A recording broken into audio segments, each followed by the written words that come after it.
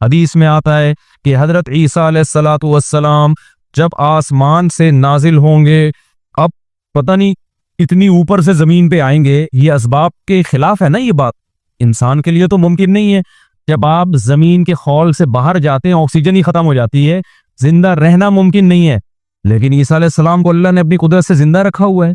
जब कुर्ब क़यामत में दिमिश्क में ईसा अलैहिस्सलाम आएंगे तो हदीस में आता है कि इमाम महदी शाम में नमाज के लिए खड़े हुए होंगे, असर की नमाज के लिए। मुसल्ले पे मीनार है, उस पे कौन नाजिल होगा? हजरत ईसा अलैहिस्सलाम। तो मीनार से फिर सीढ़ियां लगाई जाएंगी हजरत ईसा के उतरने के लिए। कमाल की बात है, अल्लाह वहां से यहां तक आ गए, थोड़ा सा तो रह गया फासला। छोड़ो यार, तुम लोग इस बन में नहीं आ रहा। अबे सवाल पैदा होता है कि जब उधर से इधर तक आ गए तो थोड़ा सा तो रह गया है ना। अब यहाँ सीढ़ियां क्यों लगाई जा रही हैं? भाई दुनिया क्या है? दारुल अस्बाब। उधर सीढ़ियों से जाना मुमकिन नहीं था, वो अल्लाह अपनी कुदरत से ही ले गया। ये दुनिया दारुल अस्बाब है, यहाँ पे क्या लगेंगी? सीढ़ियां लगेंगी। वहां से नीचे उतरेंगे, इतने बड़े बड़े पाल होंगे जिनसे पानी बह रहा होगा, क्योंकि हजरत ईसा अलैहिस्सलाम को जब सूली पे लटकाया जा रहा था उस वक्त आपने गुस्ल किया था, तो अल्लाह ने उनकी शक्ल का कोई आदमी कर दिया और ईसा इब्न मरियम को आसमानों पे उसी हाल में उठा ली। और कुर्ब क़यामत में जब नाजिल होंगे तो इसाबतुन तग़ज़ू माई सबनी मरियम, नबी ने फरमाया मेरी उस उम्मत के लिए जन्नत की जमानत है जो ईसा इब्न मरियम के साथ मिलके जिहाद करेगी। हजरत ईसा ने आते ही क्या करना है?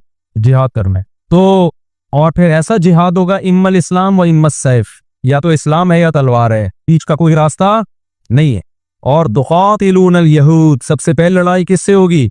यहूद से होगी, ईसा इब्न मरियम की, क्योंकि यहूद ने आपको कत्ल करने की कोशिश की थी, तो अल्लाह ताला ईसा इब्न मरियम ही के जरिए उनसे इंतकाम लेंगे। खैर, अब ऐसा ना हो कल कोई इमाम मेहदी आ जाए।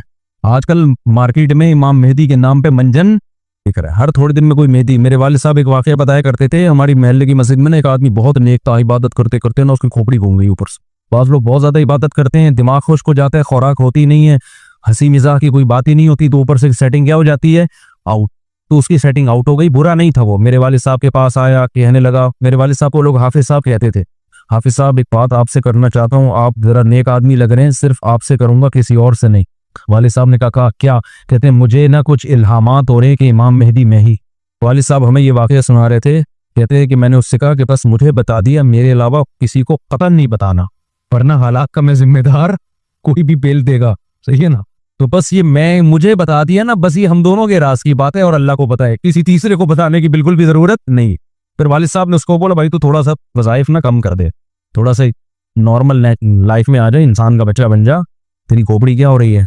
Setting up. तो बहुत से इमाम मेहदी इस चक्कर में बने हैं, होते नहीं है। तो जब इमाम मेहदी ने आना होगा ना, तो सबसे पहली बात ये कि वो मेहदी होने का दावा नहीं करेंगे, उनको लोग कहेंगे कि आप मेहदी हैं, उनमें अलामतें देख के उलमा उनसे खुद कहेंगे, सारे पीछे पड़ जाएंगे कि आप मेहदी हो। समझते हो कि नहीं समझते हो? जो खुद से मेहदी होने का दावा करे वो तो मेहदी हो ही नहीं सकता। और जब इमाम मेहदी होंगे तो ईसा इब्न मरियम नाजिल होंगे, जिसके दौर में ईसा नाजिल नहीं हो रहे, इसका मतलब वो मेहदी है ही नहीं। तो हदीस में आता है हजरत मेहदी मुसल्ले पे खड़े होंगे, तो हजरत ईसा अलैहिस्सलाम आएंगे, तो वो हजरत मेहदी उनको मुसल्ले पे आगे करेंगे कि आप नमाज पढ़ाएं। लेकिन हजरत ईसा अलैहिस्सलाम किसके हवाले करेंगे मुसल्ला? कि ये नमाज आप ही पढ़ाएंगे। क्यों? मुझे अल्लाह ने नमाज पढ़ाने के लिए नहीं, मुझे किसके लिए भेजा है? जिहाद करने के लिए भेजा है। मैं तलवार लेके लड़ाई करूंगा, याजूज माजूज को कत्ल करेंगे। अब याजूज माजूज कहाँ हैं, इसके बारे में कोई सही बात हमारे इल्म में नहीं है। वैसे भी अगर हमें पता चल जाए कहाँ है तो दरियाफ्त हो जाएंगे ना, और कुरान कहते हैं कुर्ब क़यामत से पहले वो दरियाफ्त बोलो नहीं हो सकते। तो अल्लाह ने छुपा दिया है, उनको छुपा दिया है। तो छुपाया है इसलिए कि पहले ना पता चले किधर है। कुछ लोग कहते हैं ये चाइनीज है, कोई भरोसा नहीं है, वैसे लगता है कि शायद हो, क्योंकि वो जो जुल्करनैन ने दीवार बनाई थी ना, सीसा पिलाई हुई और पहाड़ों के पीछे धकेल दिया था, और फिर थोड़ी तादाद हो गई उनकी, हदीस से पता चलता है शायद वो, लेकिन बहरहाल कोई यकीनी बात नहीं है। तो याजूज माजूज एक बड़ी ताकतवर कौम होगी जिसको हजरत जुल्करनैन ने सूरह कहफ में इसका भी तज़किरा है, पहाड़ों को बंद करके उनको धकेल दिया, कहीं छुपा दिया उनको। तो कुर्ब क़यामत में वो निकलेंगे और फिर दुनिया में तबाही बिछाएंगे, और फिर उनको कौन कत्ल करेगा? हजरत ईसा अलैहिस्सलाम। तो वो अभी नहीं निकलेंगे, जब निकलेंगे तो उनका अभी दरियाफ्त भी नहीं हो सकते वो। बाकी वो कुछ कहते हैं मरीख में है, कुछ कहते हैं कहाँ है, हमें नहीं पता कहाँ है। बहरहाल बज़ाहिर तो लगता है ज़मीन में ही है, क्योंकि जुल्करनैन जो गए थे मशरिक और मगरिब शुमाल जुनूब का उन्होंने सफ़र किया, इसी ज़मीन में किया था सफ़र। तो वल्लाहु आलम। हमें बस इजमाली तौर पर इन चीज़ों पर ईमान लाना ज़रूरी है, इनकी डिटेल हमें बताई नहीं गई है, तो हमें डिटेल में जाने की इजाजत नहीं है। बाकी क़ियास आ रही होती हैं, सही भी हो सकती हैं, गलत भी हो सकती हैं। अच्छा, तो मैं ये अर्ज कर रहा था कि 309 साल वो सोए हैं। वनुक़ल्लिबुहुम ज़ातल यमीनी व ज़ातल शिमाल, अल्लाह कहते हैं हम उनको पलटते थे। अब इधर को करवट लेके सोचो, अब इधर। वकज़ालिका बअसनाहुम, 309 साल के बाद उनको अल्लाह ने जगाया। पूरी हुकूमत बदल गई, पूरी हुकूमत का तख्ता पलट गया। अब जब 309 साल के बाद उठे हैं तो पेट कमर से चिपका हुआ है, ठीक है ना, भूख लग रही है टाइट वाली। तो क्या कहते हैं, कम लबिस्तुम, पहले आपस में कहने लगे हम कितना सोए हैं, हम कितना सोए। एक ने कहा लबिसना यौमन औ बअद यौम, या तो पूरा दिन सोए हैं, क्योंकि सूरज जब हम सोए थे तो यहाँ था, अब यहाँ है। लेकिन जब यहाँ है तो इसका मतलब पूरा दिन तो नहीं सोए हम, पूरा चक्कर तो हो जाना चाहिए था ना। मिसाल के तौर पर वो सोए थे मगरिब के वक्त और आंख खुल रही है इशराक के वक्त। अब कंफ्यूज हो रहे हैं ना कि यार अगर हम थोड़ा सोए हैं तो ये तो हमें लग रहा है बहुत ज्यादा सोए हैं, 24 घंटे से ज्यादा तो सो नहीं सकता कोई। तो कहने लगे या तो हम पूरा एक दिन सोए हैं या शायद उससे कम सोए हैं। कम सोने पर यह एतराज हो रहा है कि नींद तो बड़ी शानदार तरीके से पूरी हुई है, 4-6 घंटे में ऐसी होती नहीं है। और अगर ज्यादा सोए हैं तो सूरज जब हम सोए थे वो यहाँ था, अब यहाँ है, तो ये तो 24 घंटे भी पूरे नहीं हुए। क्योंकि उनका क्या ख्याल है कि ये 300 दफा पलट के सूरज आ चुका है। जब काफी देर उनकी बहस हुई तो कहने लगे रब्बुकुम आलमु बिकुम, अल्लाह ही जानता है भाई कितना सोए हैं, इस बहस से कोई फायदा नहीं है, अभी तो रोटी की फिक्र करो। फबअसू अहदकुम बिवरिकिकुम, ये सिक्का राइजुल वक्त लेके जाओ और रोटी लेकर आओ। अब देखो यहाँ भी वो अल्लाह पे तवक्कुल कर सकते थे कि हम जा रहे हैं, पैसे ले जाने की जरूरत नहीं है, हमने अल्लाह के लिए कुर्बानी दी है, खिलाएगा कौन हमें, अल्लाह। ना ना ना भाई, अल्लाह ने कहा है जितने असबाब इख्तियार कर सकते हो करो। तुम एक अजनबी जगह पे जा रहे हो, तुम्हारे पास सिक्के होना, पैसे तो लेके जाओ। अरबों में ना जब जमाने जाहिलियत में हज होता था तो दूर दूर से जो अरब कबीले बैतुल्ला आते थे पैसे नहीं लेके आते थे साथ में, कहते थे कि हम अल्लाह के घर की जियारत के लिए जा रहे हैं तो खिलाएगा कौन हमें, अल्लाह, हम पैसे नहीं लेके जाएंगे। ये तो तवक्कुल के खिलाफ है यार। अल्लाह के मेहमान, वो मिसाल ऐसे देते थे जैसे आप अपनी नानी के जा रहे हो और अपनी खाना साथ लेके जा रहे हो, तो नानी को गुस्सा आएगा ना, बेटा मैंने तेरी दावत की है तो खिलाऊंगी कौन, मैं खिलाऊंगी तुझे, तू अपने साथ खाना क्यों लेकर आया है। तो कहते थे जब हम किसी के मेहमान होते हैं तो खाना साथ नहीं लेके जाते, मेजबान का काम है, तो हम अल्लाह के घर पे जा रहे हैं, हम पैसे लेके नहीं जाएंगे, अल्लाह पे तवक्कुल करेंगे। जब पैसे खत्म होते ना तो भीख मांग रहे, तो भाई को अल्लाह के नाम पे कुछ खाना दे दे यार, कोई तो रोटी दे दे भाई। जब पैसे खत्म होते तो क्या करते यार, कहीं से जुगाड़, फिर चोरियां चुकारियां शुरू कर देते। तो कुरान में अल्लाह ने आयत ने नासिल की, वतज़व्वदू, जब हज के लिए जाओ तो ज़ादे राह लेके जाओ, पैसे लेके जाओ। क्यों, फ़इन्न खैरज़्ज़ादि तक़वा, सबसे बेहतरीन ज़ादे राह तक़वा है। वो तवक्कुल जो तुम्हें भिखारी बना दे, गुनहगार, क्योंकि भिखारीपन ये तक़वा के खिलाफ है। तो पहले तक़वा की फिक्र करो कि लोगों के सामने हाथ ना फैलाने पड़े। तो उनको बता दिया अल्लाह ने सहाबा को कि तवक्कुल का ये मतलब नहीं है कि दुनिया में असबाब इख्तियार न करो, हज पे जा रहे हो तो पैसे लेके जाओ सारा। तभी फुकाहा कहते हैं, फुकाहा ने दीन को खूब समझाए कि हज सिर्फ इस पे फर्ज नहीं हो जाता कि आने जाने का इंतजाम हो जाए, ना ना ना, हज उस पे फर्ज होगा आने जाने का इंतजाम भी, रास्ते में खाने का इंतजाम भी, और जितने दिन आप घर की मार्केट से शार्ट रहोगे बीवी बच्चों के खाने का भी इंतजाम। आपका हज का आ गया भाई, आपने कहा मेरा जहाज का टिकट भी हो गया, होटल का किराया भी हो गया, खाने पीने का इंतजाम भी हो गया, निकल गए 40 दिन के लिए। बच्चे कह रहे हैं अब्बा मार्केट से क्या हो गया, अपा हम क्या खाएं यहाँ पे, तो अपा कह रहा है बेटा मेरे लिए चूंकि आने जाने का प्रॉपर इंतजाम हो गया था तो मुझ पे हज फर्ज हो गया है, क्योंकि अल्लाह ने कहा है जिसमें इस्तिताअत है हज फर्ज है, तो मुझ में इस्तिताअत ही हज फर्ज है। तो बच्चे कहेंगे हमारा क्या कसूर है। इसलिए उलमा ने बयान किया कि इस्तिताअत में ये भी दाखिल है कि आपका भी और जिनकी आप कफालत कर रहे हो, जो आपकी शरम जिम्मेदारी है, उनका भी इंतजाम हो। समझते हो कि नहीं समझते हो। तो उन्होंने अपने साथ सिक्के लेके गए हुए थे, वो सिक्का राइजुल वक्त, जब निकाह होता है ना तो सिक्का राइजुल वक्त, मैंने सिक्का राइजुल वक्त ने आपका निकाह फला, मैं ये लफ्ज निकाल दिया है, मैं इतने पैसों में कराया हमने, क्योंकि राइजुल वक्त ही सिक्के चलेंगे ना, या निकाह में डॉलर थोड़ी देंगे।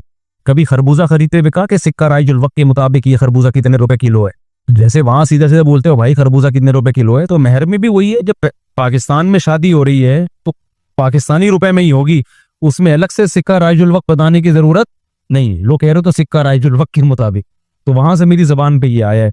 तो उन्होंने कहा भाई ये सिक्का राइजुल वक्त है, इसको लेके जाओ और खाने पीने का इंतजाम करो।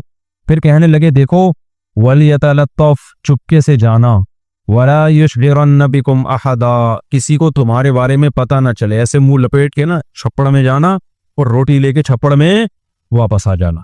इससे भी पता चल रहा है कि वो अपनी हिफाजत का पूरा इंतजाम कर रहे हैं, फिर अल्लाह पे तवक्कुल कर रहे हैं। कुत्ता भी साथ लेके जा रहे हैं ताकि अजनबी लोगों से हमारी हिफाजत हो, ये भी पूरा इंतजाम। और उसके बाद भी एक बंदे को भेज रहे हैं, भाई लिपट के जाना, पता ना चले पकड़े ना जाए हम। और आगे उन्होंने क्या कहा, फलयंजुर अय्युहा अज़का तआमन, देखना पाकीज़ा खाना हो, हलाल खाना लेके आना। इससे भी पता चलता है कि चूंकि गैर मुस्लिम रियासत थी ना, वहां उन पर वाजिब था कि खाना खरीदने से पहले तहकीक कर लें कि हराम है या हलाल। इस्लामी मुल्क में इस तहकीक की जरूरत नहीं है क्योंकि हलाल ही होता है। यहाँ आप होटल में बैठ के पूछें ये गधे का गोश्त है या बकरे का गोश्त है, वो रख के एक थप्पड़ लगाएगा। क्यों भाई, गालिब यही है कि जब सामने वाला इंसान है और मुसलमान है तो गोश्त भी इंशाल्लाह हलाल ही होगा। सामने वाला गधा नहीं है तो गोश्त भी गधे का। यहाँ भी गधे के गोश्त बिके हैं मगर उनका रेशो कम है ना, उमूमन तो हलाल ही होता है। लेकिन जब आप गैर मुस्लिम रियासत में जाते हैं, फिर जब भी आप कोई चीज खरीदेंगे तो आप पर तहकीक करना वाजिब है, भाई ये हलाल है या नहीं। मैं यूरोप में जहां भी होटल में जाता था पहले पूछता था, अबे ये मुर्गी हलाल है कि हराम है? वो कहता था हलाल है। कैसे पता चला हलाल है? ठप्पा तो सबने लगाया हुआ होता है हलाल का। कहाँ से खरीदी आपने? वो बताता था फलां से। मैंने कहा आपको पता है कि वो हाथ से ज़बह करते हैं? कि जी हमें तो नहीं पता। मैंने कहा फिर हम भी दिखाएंगे भाई। ये गैर मुस्लिम रियासत में ये तहकीक क्या है? इत्मीनान हो जाए कि हाँ जी हाथ का ज़बीहा है, बिस्मिल्लाह अल्लाहू पढ़ के कह रहा है, तो फिर आप खा सकते हैं, अदरवाइज नहीं खा सकते आप। फिर आप चिलगोज़े खाएं, कुछ भी खाएं, गुजारा करें आप, समझते हो? तो इन लोगों ने भी क्या, हालांकि ये कितने शदीद भूखे थे ना, इनको तो चाहिए था, बोलते यार तू जा और जो मिले ले आपस उठा के, जो मिले। अबे अभी हलाल हराम के चक्कर में पड़ने की जरूरत नहीं, बहुत हो गया यार, भूख देखे यार, अभी तू अभी फिर भी जाके हलाल हराम की तहकीक करेगा? अबे जो मिले उठा के ले आ, ना ना ना ना ना, हलाल लेके आना, हराम से अवॉइड करना। अब जब वो बंदा आया ना सिक्का राइजुल वक्त लेके, तो जब वो उसने सिक्का दिया तो वो दुकानदार ने बोला भाई ये कौन से जमाने का सिक्का लाया भाई तू? ठीक है, ये करेंसी तो क्या हो गई है, 300 साल पहले ये नोट खत्म हो चुके हैं। इसमें तो जिस बादशाह की तस्वीर है वो भी बुतपरस्त बादशाह था, उसका तो खात्मा हो गया है। यहाँ तो जिहाद हुआ, दूसरी कौमों ने हमला किया, पूरी रियासत क्या हो गई है, खत्म। अच्छा वो भी देख रहा था कि यार ये तो वो शहर ही नहीं लग रहा, मैं कोई गूगल ने गलत तो नहीं बता दिया कहीं मुझे, है भाई? वो भी यही सोच रहा है ना जो कि भाई मैं कहाँ हूँ, ये वो जगह ही नहीं लग रही। तो 309 साल में तो सब कुछ चेंज हो जाएगा ना। बेल आखिर कुरान में चूंकि इख्तिसार है, बहुत शॉर्ट वाकयात सुनाता है। बेल आखिर क्या हुआ कि लोगों ने उससे पूछा तुम कौन हो? उसने पूछा भाई वो कहाँ है? उन्होंने कहा वो तो 309 साल पहले वंस अपॉन अ टाइम एक हुकूमत थी, फिर ये हुआ, फिर अलामतें देखी गई, ये पुराने सिक्के निकले। तो लोगों को, अच्छा इन लोगों की हिस्ट्री भी लोगों को पता थी कि पुराने वक्तों में चंद नौजवानों ने अल्लाह के लिए कुर्बानी दी थी और अपने इलाके से हिजरत करके चले गए थे, उनके नाम ये थे, उनकी अलामतें ये थी। तो इससे भी लोगों को ना हिस्ट्री से पता चल गया भाई ये कौन लोग हैं, ये वही लोग हैं। तो फिर बहरहाल जब हो गया तो इनकी तो बड़ी वाह वाह हो गई, यार ये तो बड़े करामती बुजुर्ग हैं, ये तो 300 साल से कहाँ सो रहे थे, गार में सो रहे थे। सब ने उनको बुलाया, भाई इनका तो बड़ा ही कराम हुआ। मैं अब आगे मैं अपने स्टाइल में बयान कर रहा हूँ, कुरान में नहीं लिखा हुआ, जो होता है ऐसे मौके पे, भाई दम कर दें, हमारे वो गंजे के बाल नहीं आ रहे, हजरत इसके सर पे दम कर दें, इसकी शादी नहीं हो रही, इसके लिए दुआ कर दें, और ये बच्चा मुफ्ती मौलवी साहब मेरा बच्चा इंसान का बच्चा बन जाए। हमने जब पैदा किया था उस वक्त इंसान था, लेकिन अब जो रिपोर्ट है उसके मुताबिक ये जो शिकायतें आ रही होती हैं, कोई फूंक लगाते हैं, कोई तबलीग में निकाल दें, कुछ नसीहत कर दें, जो भी उनका इतनी इज्जत हो गई, इतनी इज्जत हो गई, फिर उन्होंने वो सब आ गए और उनकी पड़ी, जो अल्लाह ने ना उनकी दुआ ऐसे कबूल की कि बजाय हिजरत करने के उन्हीं के वतन को उनके लिए सूटेबल बना दी। और बिल आखिर एक वक्त के बाद उनकी तबड़ी मौत हुई।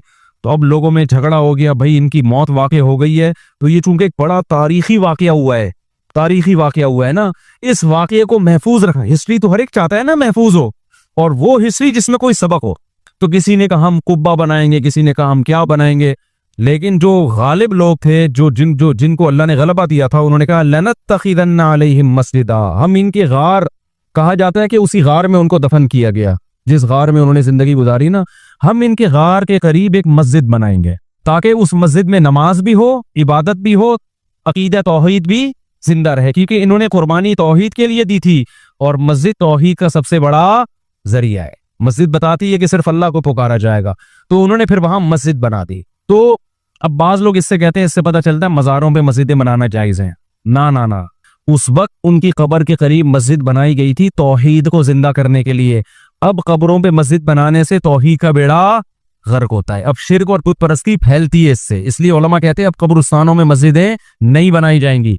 उनकी नीयत कुछ और थी, आज कुछ और होने लगता है, आज कब्रों को सरदा होने लगता है वहां पे, इसलिए आज बना किया जाएगा इस अमल से। समझते हो कि नहीं समझते? तो इस वाक़े में हमें क्या सबक मिलता है? इस वाक़े से हमें सबक मिलता है कि जो अल्लाह के लिए कुर्बानी देता है अल्लाह उससे गाफिल नहीं होता, अल्लाह गैब से उसकी मदद करता है। वतरकना बादहुम यौमइज़ि यमूजु फी बाद, और हम इनमें से बाज को, यानी जो याजूज माजूज हैं इनमें से बाज को, यौमइज़िन जिस दिन ऐसा होगा, जिस दिन अल्लाह का वादा आएगा और ये दीवार टूटेगी, यमूजु फी बाज़िन, हम इनको ऐसा कर देंगे कि ये एक दूसरे में घुस रहे होंगे।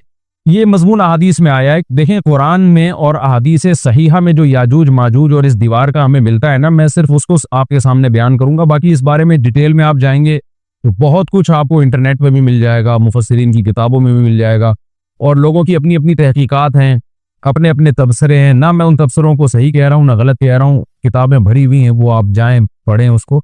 लेकिन जितनी बात कुरान से और सही अहादीस से याजूज माजूज के बारे में साबित होती है, मैं सिर्फ उसको आपके सामने अभी पेश कर रहा हूँ। पहला अकीदा तो ये साबित होता है कि याजूज माजूज एक कौम है, इंसान है, वो कोई इंसानों के अलावा कोई अलग मखलूक नहीं है, लेकिन है बड़े फसादी।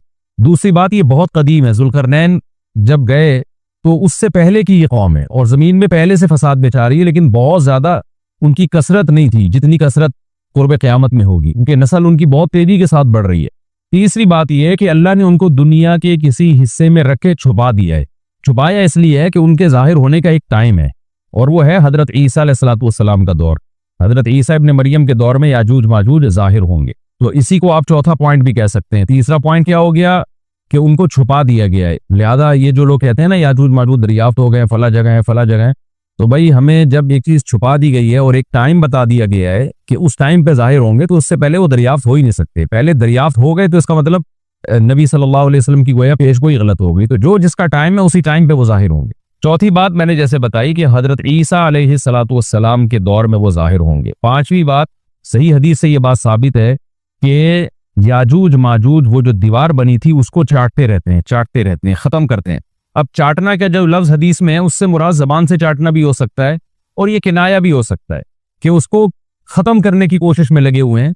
और ऐसे चाटना, जब हम कोई चीज चाटते हैं ना तो बहुत थोड़ी थोड़ी वो खत्म होती है। तो इतनी मोटी इतनी बड़ी दीवार है कि वो उन्होंने अपनी स्ट्रगल और अपनी मेहनत नहीं छोड़ी है, तो वो दीवार को किसी न किसी तरीके से घिसाई में उसके लगी रहते हैं। तो जबान से भी चाटना हो सकता है और किसी और तरीके से उसको खत्म करने की कोशिश भी मुराद हो सकती है।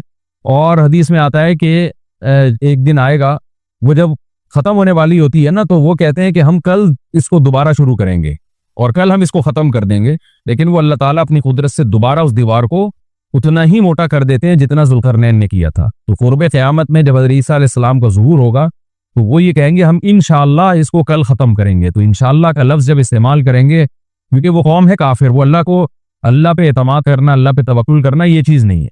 जैसे काफिर तो नहीं कहेगा ना अल्लाह ने चाहा तो वो अल्लाह पे यकीन नहीं रखते। तो वो जब अल्लाह का नाम लेंगे और कहेंगे कि अल्लाह ने चाहा तो हम इसको कल खत्म कर देंगे, तो फिर इस्लाम की वजह से वो दीवार खत्म हो जाएगी। इसकी मिसाल ऐसे जैसे हदीस में आता है, पिछली कौमों में एक नौजवान था जो जादूगर के पास भी जाता था और राहिब के पास भी जाता था, जिसका सूरह बुरूज में तस्करा है, वस्समाई ज़ातिल बुरूज में। तो जब वो नौजवान पकड़ा गया, वो मुसलमान हो गया था, बादशाह ने उसको भेजा था जादूगर के पास के जादू सीखे, लेकिन वो राहिब के पास जाता, ईसाइयत सीखी उसने और नेक मुसलमान बन गया।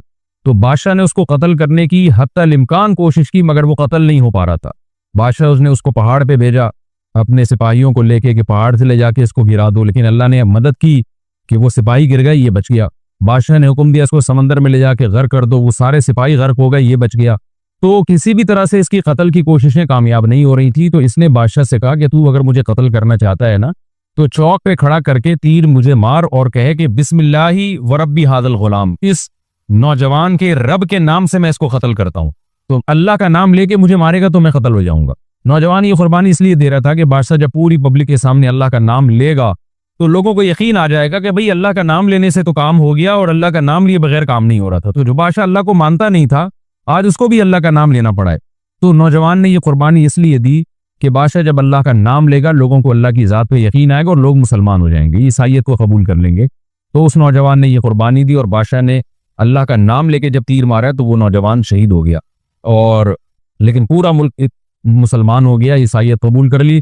और सूरह बुरूज में फिर अल्लाह ने उनका तबसरा किया, उनका वाक़या बयान किया उनके बारे में कि कैसे बादशाह ने खंदक़ें खोद खोद के पूरी कौम को जो है वो जो दीन से पीछे नहीं हटे उनको किस तरह से आग में फेंक दिया उन सबको। तो इससे पता चलता है कि काफिर भी बाज़ दफ़ा जब अल्लाह का नाम लेता है ना तो उसको दुनियावी फ़ायदा हो जाता है। तो याजूज माजूज भी तंग आकर फिर अल्लाह का नाम लेंगे और कहेंगे अल्लाह ने चाहा तो हम इस दीवार को कल ख़त्म कर देंगे, और बिल आखिर वो दीवार ख़त्म हो जाएगी। फिर कुरान की अल्फाज हैं आगे कि जब ये दीवार ख़त्म होगी वतरकना बाज़हुम यौमइज़। अच्छा, मैं बता रहा था कि हदीस से क्या पॉइंट पता चलते हैं, तो ये 5 पॉइंट हो गए। छठा पॉइंट ये कि हज़रत ईसा ही के दौर में ये किसी वबा के ज़रिए हलाक हो जाएंगे। हज़रत ईसा अलैहिस्सलातु वस्सलाम इतने ज़्यादा होंगे कि इनसे लड़ना मुमकिन नहीं होगा, जैसे कि कुरान में भी आ रहा है वतरकना बाज़हुम यौमइज़ यमूजु फी बाज़, हम इनमें से बाज़ को बाज़ के अंदर घुसा देंगे। इतनी कसरत से एक दूसरे में, ही अब आबादी की कसरत बहुत होगी इनकी, घुसे हुए होंगे एक दूसरे में, ये जैसे चींटी और मकोड़े होते हैं, तो इनसे लड़ना मुमकिन नहीं होगा। तो हज़रत ईसा अलैहिस्सलातु वस्सलाम लोगों को लेके कोहे तूर पे चले जाएंगे और बाकी मुसलमान वो अपने अपने घरों के अंदर बंद हो जाएंगे। और फिर अल्लाह की तरफ से एक वबा आएगी और उस वबा में ये सारे के सारे हलाक हो जाएंगे। और फिर जब हलाक हो जाएंगे तो इतनी ज़्यादा इनकी लाशें ज़मीन पे होंगी, इतनी ज़्यादा कि इंसानी आबादी इनकी लाशों से मुताफिन होना और बीमार होना शुरू हो जाएगी। इनकी लाशों से बदबू उठेगी और ज़ाहिर है इंसान होंगे ये, तो उसकी वजह से जो ज़मीन का माहौल ख़राब होगा। फिर हज़रत ईसा अलैहिस्सलातु वस्सलाम अल्लाह से दुआ मांगेंगे कि अल्लाह ताला इनको किसी तरह ठिकाने लगाए, कोई इंतज़ाम करे। फिर हदीस में आता है बारिशें होंगी और सैलाब आएंगे और उनकी लाशें बह बह के पानियों में जाके, समुद्रों में जाके ख़त्म हो जाएंगी। अल्लाह ताला उनको इस तरह से ठिकाने लगाएगा। तो ये यहाँ तक जितने भी मज़ामीन हैं ये सही हदीस से साबित है। तो कुरान कहता है वतरकना बाज़हुम यौमइज़ यमूजु फी बाज़, हम इनमें से बाज़ को बाज़ में छोड़ देंगे, बहुत कसरत होगी। वनुफिख़ फ़िस्सूर, और फिर सूर फूका जाएगा। कुरान में तो ये कि सूर फूका जाएगा, ऐसे लग रहा है जैसे फौरन फूका जाएगा, मगर अहादीस में तफसीर है कि फौरन नहीं फूका जाएगा। याजूज माजूज क़यामत की निशानियों में से एक बहुत बड़ी निशानी होगी, यानी इस बात की अलामत होगी कि अब क़यामत बहुत करीब है। तो हज़रत ईसा इब्न मरियम अलैहिस्सलाम जब नाजिल होंगे, मैं थोड़ी सी तरतीब बयान कर देता हूँ कि जो आज की बात याजूज माजूज की चल रही है तो उससे मुंसलिक जो वाक़यात हैं जो उस दौर में होंगे वो भी मैं इसी लेक्चर के ज़िमन में बयान कर देता हूँ। हमें सही हदीस से ये पता चलता है, कि क़ुर्ब क़यामत में जब मुसलमान बहुत कसमा पुरसी में होंगे तो खुरासान से लश्कर उठेगा। खुरासान ये अफ़गानिस्तान और ईरान का हिस्सा, इस इलाके को नबी सल्लल्लाहु अलैहि वसल्लम के दौर में खुरासान कहा जाता है, जिसमें कंधार भी आता है, ईरान का भी हिस्सा आता है इसमें। तो यहाँ से लश्कर उठेगा, मुजाहिदीन लड़ेंगे बहुत बड़ी तादाद में, दुनिया में जिहाद होगा, क्योंकि मुसलमान जुल्म की चक्की में पिस के तंग आ चुके होंगे। और लड़ते लड़ते हदीस में आता है इतनी बड़ी बड़ी लड़ाइयाँ होंगी कि 1/3 मुसलमान शहीद हो जाएंगे उसमें, 1/3 मुजाहिदीन जो लड़ने वाले होंगे, और 1/3 जो होंगे वो मैदान जंग से भाग जाएंगे, और 1/3 को अल्लाह फतह अता फरमाएगा। तो जो 1/3 मैदान जंग से भाग जाएंगे, नबी सल्लल्लाहु अलैहि वसल्लम ने फरमाया उनकी तौबा कभी कबूल नहीं होगी। जो 1/3 शहीद हो जाएंगे वो अफजल तरीन शुहदा होंगे उस वक्त के, और 1/3 को अल्लाह ताला गलबा अता फरमाएंगे। एक वाक़या तो हमें क़ुर्ब क़यामत में नबी सल्लल्लाहु अलैहि वसल्लम से ये मिलता है सही हदीस से। दूसरा हमें ये मिलता है कि क़ुर्ब क़यामत ही में मुसलमान कसम पुरसी का शिकार होंगे, इन तो तलाश करेंगे हज़रत महदी को, क्योंकि हज़रत महदी वो शख्सियत हैं जिन पे तमाम नेक लोग जमा हो जाएंगे और वो मुसलमानों की मैदान जंग में कमांड करेंगे, जिहाद में कमांड करेंगे। तो उनको बैतुल्लाह में तलाश किया जाएगा। वो रसूलुल्लाह सल्लल्लाहु अलैहि वसल्लम की औलाद में होंगे और लोग उनको पहचान लेंगे, अहलुल्लाह पहचान कर उनको अपना अमीर बनाएंगे और उनकी क़ियादत में फिर लड़ाई और जिहाद शुरू होगा। और ये लड़ाई जब दिमिश्क में लड़ाई हो रही होगी तो दिमिश्क में असर की नमाज के वक्त हज़रत महदी, मैंने जो ये कहा कि दिमिश्क में लड़ाई हो रही होगी, मकसद ये नहीं है कि दिमिश्क कोई मैदान जंग बना हुआ होगा, मकसद ये है कि वो मुजाहिदीन का लश्कर दिमिश्क में होगा असर की नमाज के वक्त। लड़ाई चाहे किसी और मैदान में हो रही हो, लेकिन हदीस में हमें दिमिश्क का तस्करा मिलता है। तो दिमिश्क में हज़रत शाम का तस्करा मिलता है, और जो क़राइन हमें मिलते हैं वो दिमिश्क की एक खास मस्जिद है। वो मस्जिद हज़रत मुफ्ती तकी उस्मानी साहब और मुफ्ती रफ़ी उस्मानी साहब ने उसको हाईलाइट भी किया, लेकिन वो यकीनी नहीं है, खूब समझे, उन्होंने उसका भी तबसरा किया कि इसके बारे में कोई यकीन नहीं है। तो हज़रत महदी असर की नमाज पढ़ा रहे होंगे लोग इमामत में आपके पीछे खड़े होंगे, यहाँ तक कि मस्जिद के मीनार पर आज भी वो मीनार मौजूद है जिसके बारे में गालिब गुमान है कि ये वो मीनार है जहां हजरत ईसा अलैहिस्सलाम नाजिल होंगे। गालिब गुमान के दर्जे में कहा जा सकता है, वरना फिर उसी के अड़ोस पड़ोस में कोई मस्जिद होगी। मेरा अगर शाम जाना हुआ तो इंशाल्लाह मैं इरादा है कि मैं व्लॉग में उस मस्जिद का भी तस्करा करूंगा, उस जगह का भी तस्करा करूंगा। लेकिन मैं पहले ये बात बता दूं कि वो 100% यकीनी नहीं है। ऐसा ना हो कि उस मस्जिद के मीनार पे चढ़ के लोग जो है वो उसके कोई मीनार को ही चाटना शुरू कर दें तबर्रुक के तौर पे। तो असर की नमाज का टाइम होगा। हजरत ईसा इब्न मरियम अलैहिस्सलातु वस्सलाम फरिश्तों के कंधों पे हाथ रख के नीचे उतरेंगे नमाज के टाइम पे, यानी आसमान से मीनार तक आएंगे और फिर मीनार से आपके लिए सीढ़ियां लगाई जाएंगी। सीढ़ियों के जरिए मीनार से नीचे उतरेंगे और लोग उनको पहचान लेंगे। हजरत महदी उनको इमामत के लिए आगे करेंगे कि आप अल्लाह के एक पैगंबर हैं, आप नमाज पढ़ाइए। हजरत ईसा अलैहिस्सलाम उन्हीं को आगे रखेंगे। और इस तरह का मफहूम है हदीस में कि अल्लाह ने इस काम के लिए आपको ही मुंतखब किया। क्या मतलब, ये इमामत इस उम्मत का हक है। तो हजरत ईसा इब्न मरियम अलैहिस्सलातु वस्सलाम का जो काम होगा वो जिहाद है और यहूदियों से इंतकाम लेना, क्योंकि यहूदियों ने अपने ख्याल में हजरत ईसा को कत्ल किया था। तो अल्लाह ने यहूदियत ही के खात्मे के लिए और दज्जाल के खात्मे के लिए ईसा इब्न मरियम को नाजिल किया। हजरत महदी से पहले ही दज्जाल जाहिर हो चुका होगा।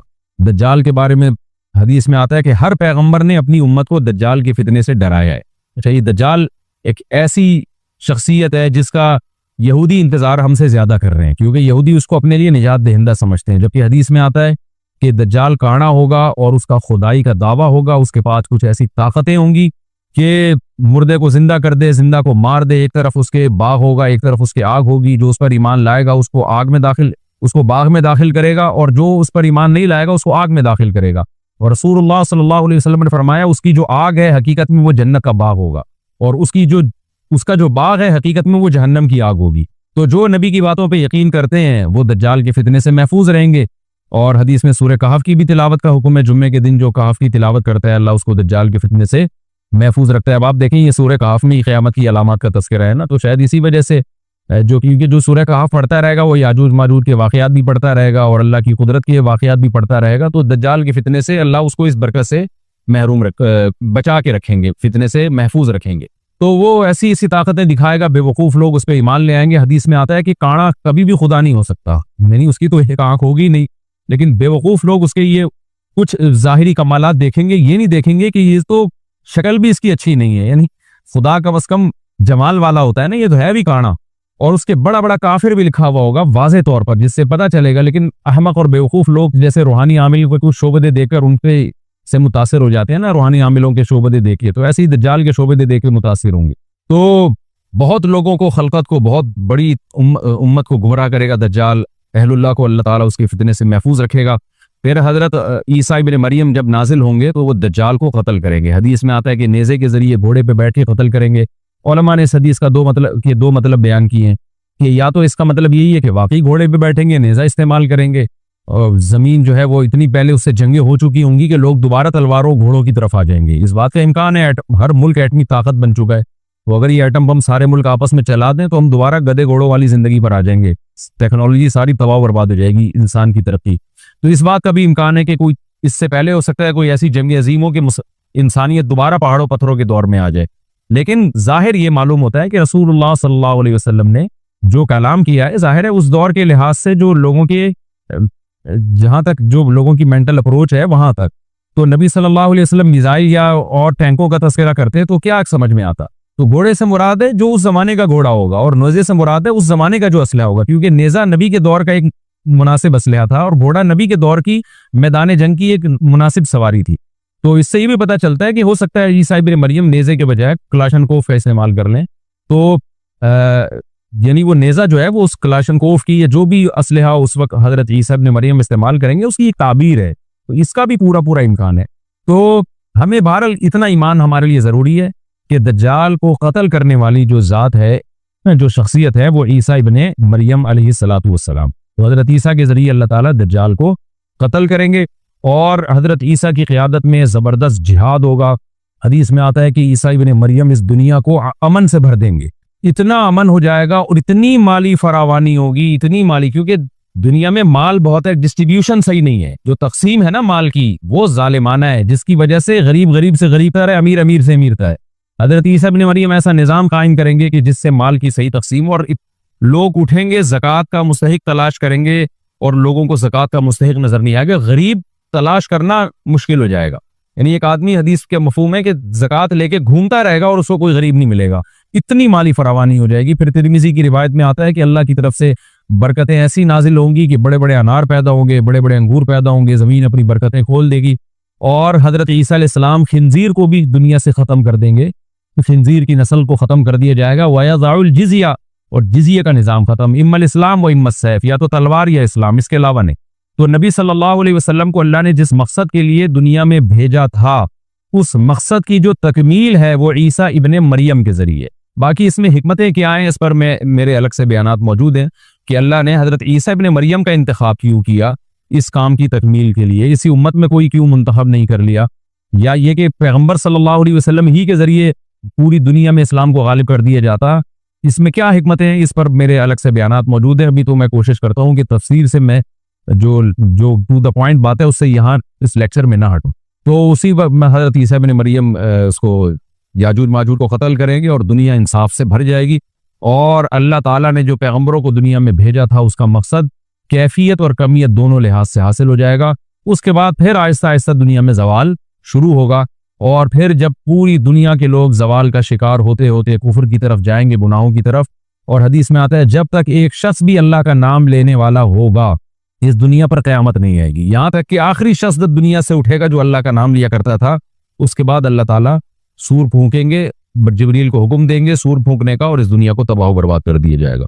तो आगे कुरान कहता है वनुफिख़ फ़िस्सूर, और फिर सूर में फूका जाएगा, फ़जमअनाहुम जमआ, फिर हम इन तमाम इंसानों को जमा कर देंगे। वअरज़ना जहन्नम यौमइज़िन लिलकाफ़िरीन अर्ज़ा, और क़यामत के दिन हम जहन्नम को यौमइज़िन, जिस दिन ऐसा होगा यानी जिस दिन सूर फूका जाएगा, ये दूसरा सूर मुराद है, लिलकाफ़िरीन अर्ज़ा, काफिरों के सामने पेश कर देंगे।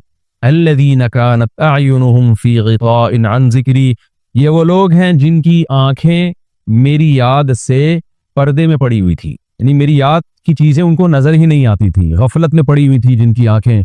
वकानु ला यस्ततीऊन समआ, और ये सुनने की सलाहियत भी नहीं रखते थे, ना हक बात सुनते थे ना हक देखते थे, बस अपने ख्वाहिशात की जो चीज़ें हैं वो इनको अच्छी लगती थी और वही इनको समझ में आती थी। तो ये हमारा रुकू अल्हम्दुलिल्लाह कंप्लीट हो गया।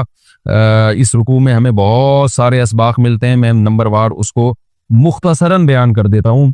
पहली बात तो ये कि देखें अल्लाह ताला ने कैसे कैसे बादशाह दुनिया में भेजे हैं और कितने पावरफुल बादशाह। हज़रत ज़ुल्करनैन का नाम ही करन वाला, दो किनारों वाला, ज़मीन के बहुत बड़े हिस्से को हज़रत ज़ुल्करनैन ने फतह किया। और अल्लाह के नेक बंदे कैसे अल्लाह के रास्ते में लड़ते रहे हैं। तो ये जो लोग बैठ जाते हैं ना बस इबादत करो और लड़ाई वड़ाई इस्लाम में है ही नहीं, ये दुनिया में कोई भी अक्लमंद इस नज़रिए का हामी नहीं होगा। तो ताकत और क़ुव्वत की इस्लाम में बहुत ज़्यादा अहमियत है। इससे हमें ये भी पता चलता है कि अपने मुल्क की, ख़ास तौर पर इस्लामी मुल्क की जो फौजी क़ुव्वतें हैं, जो फौजी ताकतें हैं, उनकी हमें कदर करनी चाहिए। क्योंकि अगर कोई भी मुल्क अस्करी लिहाज से कमज़ोर हो जाए, क्योंकि अल्लाह ताला तो जो अस्करी लिहाज से ताकतवर कौमें थी अल्लाह ने उनका कितना तस्करा किया, हाँ वो अल्लाह के बागी ना हो। तो इस्लामी मुल्क में कोई भी इस्लामी कंट्री है, चाहे सऊदी अरब है, चाहे पाकिस्तान है, चाहे तुर्की है, कोई भी इस्लामी कंट्री है, उसकी फौज की कदर करनी चाहिए, क्योंकि उसी की वजह से मुल्क का बॉर्डर महफूज होता है। अगर मुसलमान अस्करी लिहाज से कमजोर होना शुरू हो जाए तो काफिर हमें गाजर मूली की तरह काटना शुरू कर दें, इस्लाम दुश्मन कुव्वतें हमें खा जाएं, खत्म कर दें हमें खा के। तो नेक कुव्वतों को अपनी बका के लिए हमेशा से एक असलहे की और ताकत की जरूरत रहती है। इसकी अहमियत इस्लाम में बहुत ज्यादा है। मूसा अलैहिस्सलाम के बाद कितने बड़े बड़े जंगी कमांडर पैदा हुए। ज़ुल्करनैन का अल्लाह ने कैसा तस्करा किया। ज़ुल्करनैन की इबादत का कहीं भी तस्करा नहीं, हालांकि वो बड़े इबादत गुजार भी थे। दाऊद अलैहिस्सलाम की इबादत का तस्करा भी है, उनकी तलवार और ताकत का तस्करा भी है। तो अल्लाह ताला जहाँ इबादत का तस्करा करते हैं तो ताकत और कुव्वत का भी तस्करा करते हैं। इससे अस्करी लिहाज से अपने आप को मजबूत करने की अहमियत का हमें पता चलता है कि इस्लाम में इसकी बड़ी अहमियत है। किसी भी इस्लामी मुल्क की फौज का मोराल किसी भी लिहाज से डाउन नहीं होना चाहिए और अस्करी लिहाज से वो किसी भी लिहाज से कमजोर नहीं होनी चाहिए। और उसको चाहिए कि आइद्दू लहुम मस्तताअतुम मिन कुव्वा पर अमल करे, कि कुरान कह रहा है रोज बरोज अपनी ताकत और कुव्वत में इजाफा करने की कोशिश करो। इससे मुस्लिम कौम को कभी भी गाफिल नहीं होना चाहिए और कोई भी ऐसा काम जिससे मुसलमान कुव्वतें और ताकतें कमजोर होना शुरू हो जाएं, इस काम से हमें बचना चाहिए।